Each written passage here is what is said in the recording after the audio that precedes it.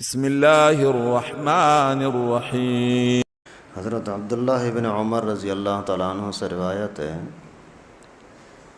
کہ ایک مرتبہ میں رسول اللہ صلی اللہ علیہ وسلم کے پاس گیا تو 8-9 بندے پہلے بیٹھے ہوئے تھے، 10واں میں آیا۔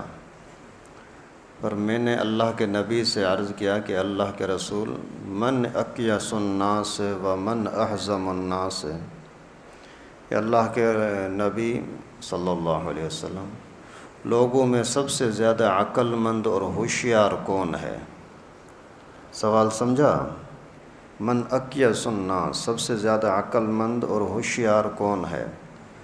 تو رسول اللہ صلی اللہ علیہ وسلم نے فرمایا، اکثرہم ذکرا للموت و اشدہم استعدادا للموت، جو موت کو سب سے زیادہ یاد کرنے والا ہے وہ سب سے زیادہ عقل مند ہے، جو موت کے لیے سب سے زیادہ تیاری کرنے والا ہے وہی سب سے زیادہ عقل مند ہے۔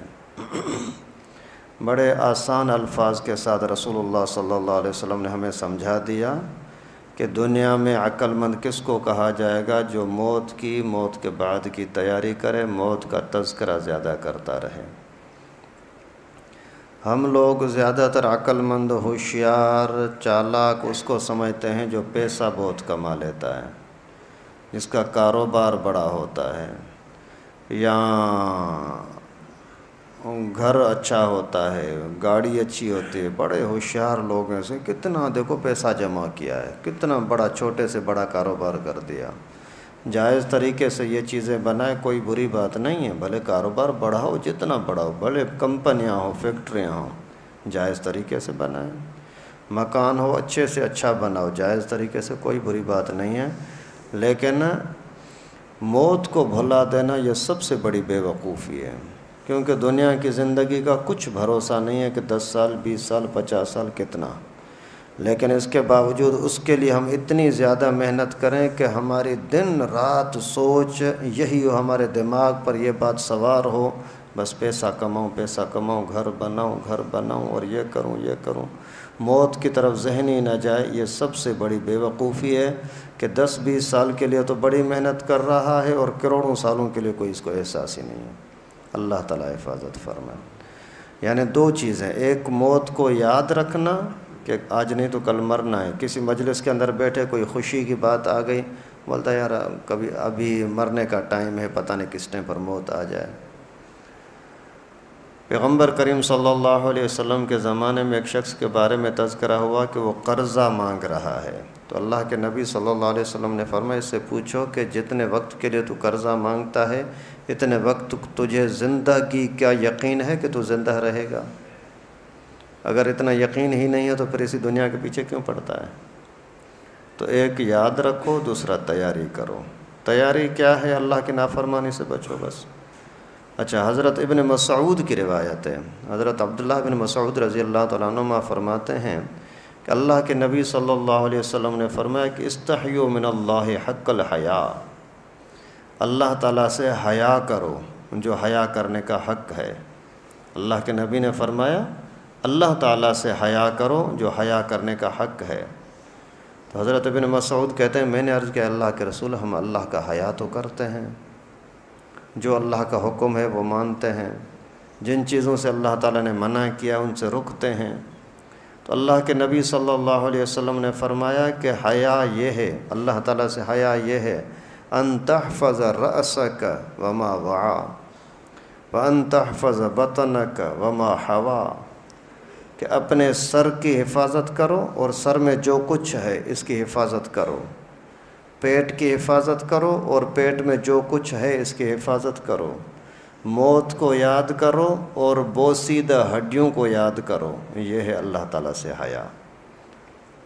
ابھی اس حدیث مبارکہ میں 4 چیزیں پیغمبر کریم نے فرمائی کہ اگر یہ 4 چیزیں ہیں تو سمجھو کہ اللہ تعالیٰ سے حیا کرتے ہو، اگر یہ 4 چیزیں نہیں ہیں تو اللہ سے حیا نہیں ہے۔ اب ویسے ہی لوگوں، اگر بیٹا باپ کے سامنے تھوڑا سا بے ادبی کے ساتھ بات کرے تو باپ بولتا ہے تجھے حیا نہیں ہے، اس انداز سے بات کرتا ہے۔ دوست بولتا ہے یار تو ابو کے سامنے اس طرح بات کرتے ہوئے تجھے شرم نہیں آتی، تجھے حیا نہیں ہے۔ تو لوگوں کے سامنے حیا کرنے کو ہم خود ہی سمجھتے ہیں کہ یار ابھی ایسا اچھا نہیں ہے، لوگوں کے سامنے میں قمیص اتار کر کے جاؤں، لوگ کیا بولیں گے، مجھے شرم آتی ہے۔ اور اسی طریقے سے اللہ تعالیٰ سے حیا کرنا تو زیادہ اہم ہے نا، زیادہ ضروری ہے نا۔ اللہ تعالیٰ سے حیا کیا ہے؟ اللہ کے نبی نے فرمایا کہ سر اور جو کچھ سر میں ہے اس کی حفاظت کرو۔ سر میں آنکھیں بھی ہیں، آنکھوں کی حفاظت کرو، یہ ہے اللہ سے حیا۔ سر میں زبان بھی ہے، تو بات کرتے ہوئے اللہ سے حیا کرو۔ صحیح بات کر رہا ہے، غلط بات کر رہا ہے، کوئی تکبر والی بات تو نہیں کر رہا ہے کہ اللہ تعالیٰ ناراض ہو جائے۔ جو اللہ تعالیٰ کی قدرت ہے کہ جو میں چاہوں وہ ہو جائے، وہی تمہاری زبان سے تو نہیں نکل رہا کہ تو بھی جو چاہے وہ ہو جائے، یہ تو نہیں ہو سکتا، یہ تو اللہ کے ہاتھ میں ہے۔ کان بھی تیرے اسی سر میں لگے ہوئے ہیں، کانوں کا خیال کرنا۔ ناک بھی اسی سر میں لگا ہوا ہے، منہ بھی اسی سر میں لگا ہوا ہے، تمہارے دماغ، مغز، جو عقل ہے، یہ بھی اسی سر میں لگی ہوئی ہے۔ ان سب چیزوں کا خیال کرو، آپ کی سوچوں کے اندر ناجائز باتیں نہ آئیں، تمہاری زبان کے اندر ناجائز باتیں نہ آئیں، تمہارے منہ کے اندر ناجائز باتیں نہ آئیں، تمہارے ناک، آنکھوں، کانوں کے اندر کوئی ناجائز باتیں نہ آئیں۔ یہ ہے اللہ سے حیا۔ اللہ تعالی ہم سب کو توفیق نصیب فرمائے۔ اور دوسری بات اللہ کے نبی نے یہ فرمائی کہ پیٹ کی اور پیٹ کے اندر جو کچھ ہے ان کی حفاظت کرو۔ پیٹ کی حفاظت ہونی چاہیے، کیا مطلب؟ ناجائز چیز پیٹ میں نہیں جانی چاہیے، کھانے کی چیز ہو، پینے کی چیز ہو، یا خواہشات اور شہوت کی چیزیں ہوں، کوئی ناجائز چیزیں آپ کے پیٹ میں نہیں جانی چاہیے۔ یہ حیا ہے۔ اگر بس جہاں سے آئے بس میرا مال بڑھ جائے، میرے کھانے کے لیے زیادہ سے زیادہ آ جائے، یہ حیا کے خلاف ہے۔ اور کتنی افسوس کی بات ہے کہ لوگ لوگوں سے حیا کریں اور اللہ سے حیا نہ کریں۔ اور تیسری بات اللہ کے نبی صلی اللہ علیہ وسلم نے فرمایا کہ موت اور بوسیدہ ہڈیوں کو یاد رکھو۔ آج نہیں تو کل مجھے مرنا ہے، اور یہ میری ہڈیاں کمزور ہو جائیں گی، دنیا میں ہی کمزور ہو جائیں گی، پھر قبر کے اندر اور زیادہ کمزور ہو جائیں گی، یہ مٹی کے ساتھ، ریت کے ساتھ مل جائیں گی۔ اور ایسا وقت بھی میرے اوپر آنا ہے۔ آج جن ہونٹوں کے اوپر، جس چہرے کی چمک کے اوپر، جن دانتوں کے اوپر، جن آنکھوں کے اوپر، جن کانوں کے اوپر میں تکبر کرتا ہوں، ایک دن یہ کان مجھ سے ٹوٹ جائیں گے، جھڑ جائیں گے، آنکھیں میری نکل جائیں گی، یہ چہرے کا حسن ختم ہو جائے گا۔ جن ہاتھوں کے ذریعے سے آج میں ظلم کرتا ہوں، یہ ہاتھ مجھ سے چھین لیے جائیں گے، ناکارہ کر دیے جائیں گے۔ اور جن ہاتھوں کے ذریعے سے میں کچھ کماتا ہوں، یہ ہاتھ میرا ساتھ نہیں دیں گے۔ ان کی بوسیدگی کو، ان کے کمزوری کو بھی یاد رکھو، کیونکہ اگر آپ انجام پر نظر رکھو گے تو آپ کو کام کرنا آسان ہو جائے گا، لیکن اگر آپ انجام کو نہیں دیکھو گے تو پھر آپ کو احساس نہیں ہوگا میں صحیح جا رہا ہوں یا غلط۔ ایک بندہ اگر گاڑی پہ چل پڑا ہے اور وہ سوچتا ہی نہیں ہے کہ میں صحیح جا رہا ہوں، غلط جا رہا ہوں، تو جاتا رہے گا۔ کئی مرتبہ ایسا ہوتا ہے، جہاں ٹرن کرنا ہوتا ہے وہاں سے کرتا نہیں، آگے چلا جاتا، ارے یار میرے ذہن سے نکل گیا، مجھے تو وہاں جانا تھا۔ تو یہ دنیا کی زندگی کے اندر بھی کہاں ہمیں مڑنا ہے، کہاں نہیں مڑنا، یہ سوچ کے چلیں گے تو فائدہ ہوگا۔ نہیں سوچا اور ایسے چلتے گئے کسی ٹائم پر سامنے موت آ جائے گی، پھر کوئی بچا بھی نہیں سکے گا۔